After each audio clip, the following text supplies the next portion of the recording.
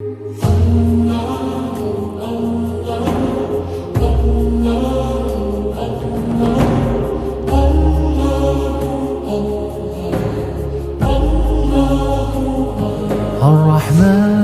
الرحيم الملك القدوس السلام المؤمن المهيمن العزيز الجبار المتكبر الخالق أعوذ بالله من الشيطان الرجيم بسم الله الرحمن الرحيم اللهم صل على محمد وعلى آله وصحبه وبارك وسلم۔ السلام علیکم ورحمۃ اللہ وبرکاتہ۔ خوش آمدید کن فیکن چینل میں آپ سب کا بہت دل کی تہہ کے ساتھ، دل کی گہرائیوں کے ساتھ خوش آمدید کرتی ہوں۔ تو چلتے ہیں اپنے بہت نئے ٹاپک کے ساتھ کہ پہلے ہم نے ذکر کیا تھا ناخن کا، اور آج ذکر کرتے ہیں ایسی۔ پہلے اس ٹاپک پہ جانے سے پہلے میرے چینل کو سبسکرائب کیجئے، لائک کیجئے، شیئر کیجئے۔ یہ سب کہنے کا مقصد یہ نہیں کہ آپ نے کرنا ہے، یہ اس لیے کہ اگر آپ کو میری ویڈیو پسند آتی ہے، کچھ سیکھتے ہیں، سمجھتے ہیں، مجھے اپنے قابل سمجھتے ہیں، تو اس لیے میری ویڈیو کو لائک کیجئے گا، شیئر کیجئے گا، اور مجھے تاکہ حوصلہ ملے گا، ہمت ملے گی آگے برائی کا خاتمہ ختم کرنے کے لیے۔ تو آئیے اپنے ٹاپک کی جانب چلتے ہیں کہ غسل کا طریقہ۔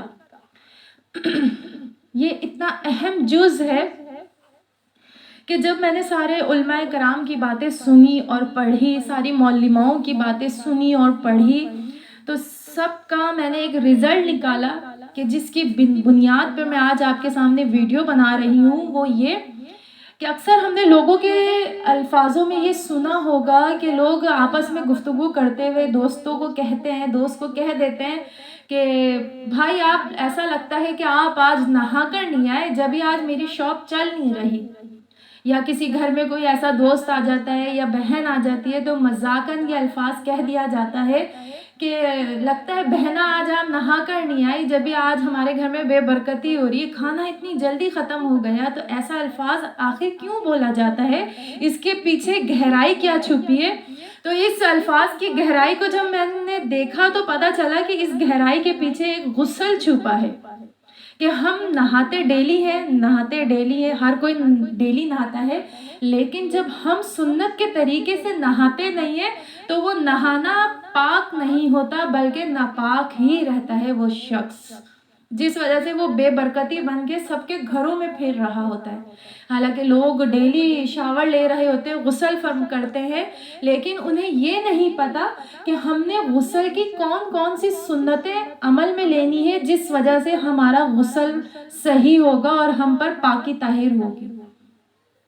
تو چلتے ہیں سب سے پہلے کہ ہم غسل میں کیا کیا غلطیاں کرتے ہیں، اور اگر کوئی یہ غلطیاں کرتا ہے تو برائے مہربانی اپنی ان غلطیوں کو درست کیجئے۔ میں نے بھی کری اور ہم سب ہی کریں گے ان غلطیوں کا خاتمہ انشاءاللہ۔ تو سب سے پہلے ہم غسل کرتے وقت کیا غلطی کرتے ہیں؟ عموماً آپ نے دیکھا ہوگا کہ لوگ اندر ہی واش روم سے جو ہے ہم کلام ہو رہے ہوتے ہیں باہر والوں سے۔ باہر والوں نے اگر کچھ پوچھ لیا کہ فلاں چیز کہاں رکھی ہے، فلاں کون آیا ہے، اندر سے جواب دے دیا جاتا ہے۔ تو برائے مہربانی نہاتے وقت ہم کلام نہیں ہونا ہے کسی بھی وقت پہ۔ دوسرا کہ اپنے آپ کو چھپا کر نہائیں، ایسی جگہ کہ کوئی آپ کو دیکھ نہ سکے۔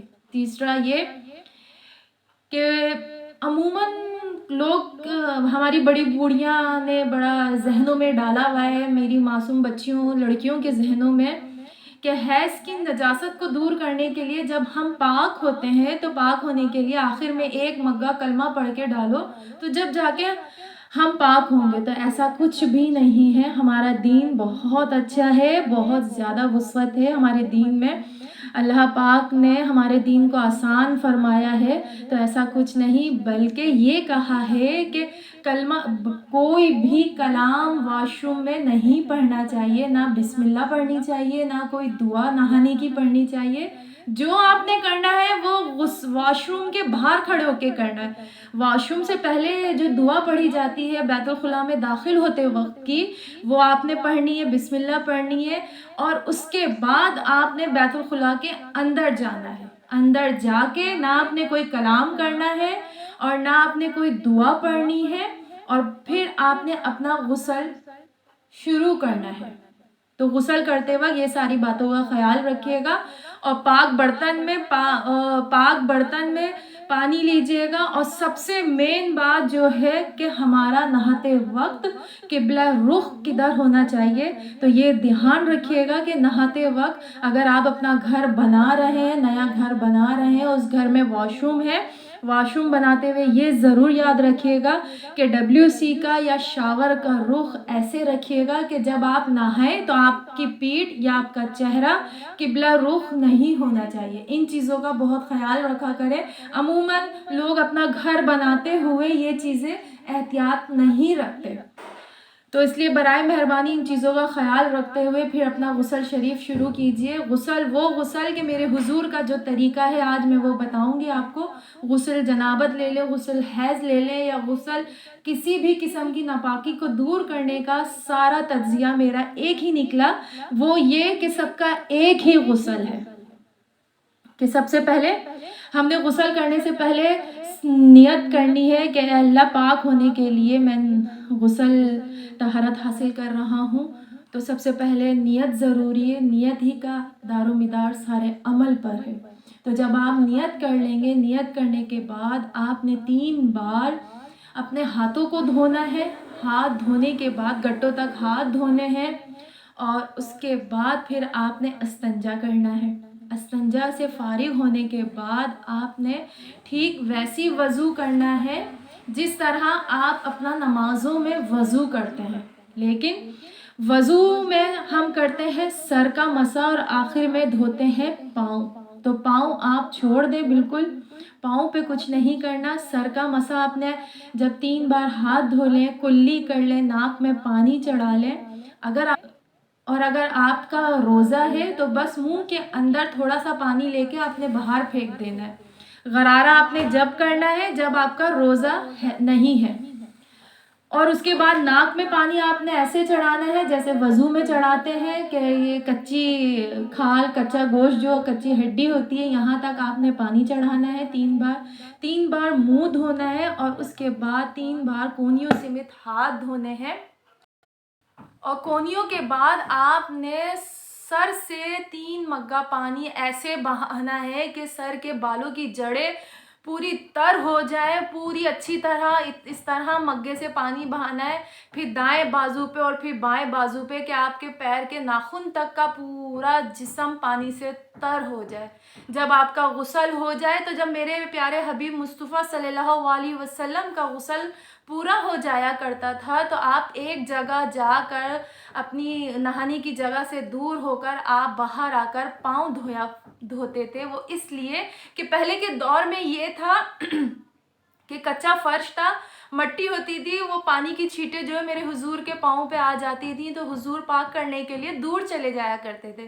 لیکن اب جس طرح جدید دور ہوتا چلا جا رہا ہے، شاور آ گئے، ٹائلز والے واش روم آ گئے، تو جیسے جیسے سر پہ پانی پڑتا رہتا ہے نالی کے ذریعے وہ بہتا رہتا ہے، نالی میں جاتا رہتا ہے، رکتا نہیں ہے پانی، اس لیے ہمیں باہر نکل کے پاؤں دھونے کی کوئی ضرورت نہیں، وہیں کھڑے ہو کے ہمارے پاؤں بھی پاک ہو جاتے ہیں اسی پانی سے، کیونکہ پانی کھڑا نہیں ہے۔ اور اگر آپ کا بالفرض نالی بند ہے، پانی رک رہا ہے اور پاؤں میں آپ کے پانی پڑ رہا ہے تو پھر آپ کو بھی یہی عمل کرنا پڑے گا، باہر جا کر آپ نے اپنے پاؤں کو پاک پانی سے دھونا ہے۔ رہا سوال یہ کہ جو ہم نے وضو کرا اس میں نماز ہو جائے گی، تو بالکل آپ کی نماز اسی غسل کے ہی وضو میں ہو جائے گی اگر آپ کا وضو باہر نکلنے تک ٹوٹا نہیں ہے۔ جن سے وضو ٹوٹ جاتا ہے ان وجوہات پر آپ کا وضو ٹوٹا نہیں تو آپ بالکل نماز پڑھ سکتے ہیں، اور اگر ٹوٹ چکا ہے تو آپ کو دوبارہ سے وضو کرنا پڑے گا۔ تو یہ تھی کچھ چند باتیں جو میں نے آپ کے پیش نظر کری۔ تو ہمارے گھر والوں نے، ہمارے بڑے بوڑھوں نے نہانے کو اتنا ٹپیکل بنا دیا ہے کہ نہانے سے پہلے بندہ 10 بار سوچے کہ ہم کیسے نہائیں۔ تو اس لیے ہمارا دن مشکل نہیں ہے، بہت آسان ہے، آسان طریقے سے نہائے، جس طرح حضور نے، میرے آقا نے سنتیں بتائیں، عمل کر کے بتایا، ٹھیک اسی طرح ہم نے بھی اب نہانا ہے تاکہ ہم صحیح طرح سے پاک ہوں گے تو لوگوں کے گھروں میں کیا، اپنے گھر میں بھی برکت بن کے بیٹھے رہیں گے، ورنہ اپنے گھر میں بھی بے برکتی چھائے رہے گی ہر وقت۔ تو میری طرف سے خدا حافظ، اللہ نگہبان.